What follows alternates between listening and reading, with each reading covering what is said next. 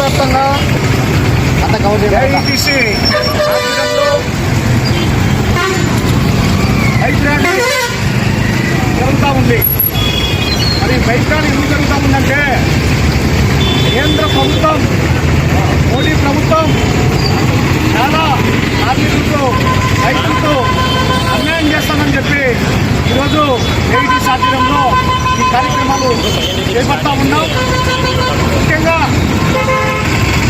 44 పట్టాలు కాదని 4 లేబర్ కొడుకులు కాదమనేది కేంద్ర ప్రభుత్వానికి మార్గమైన చర్య అని చెప్పి ఈరోజు భారత కమ్యూనిస్ట్ పార్టీ ఏఐటీసీ ఆధ్వర్యంలో ఖండిస్తూ ఉన్నాం.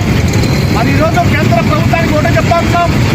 ఈరోజు పంజాబ్ ప్రజలు కూడా కేంద్ర బీజేపీ ప్రభుత్వానికి చెప్పడం జరిగింది.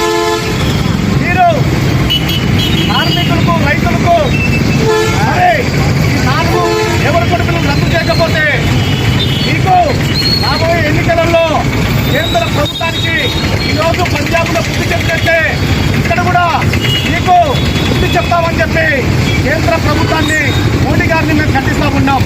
ఇదే విధంగా ఇంకా కొనసాగితే భారీ ఎత్తున కమ్యూనిస్టులు రోడ్ల మీదకి వచ్చి ఉద్యమాలు చేపడతామని చెప్పి చర్చల గురించి భారీ ఎత్తున ఉద్యమాలు చేస్తామని చెప్పి డిమాండ్ చేస్తా ఉన్నాం.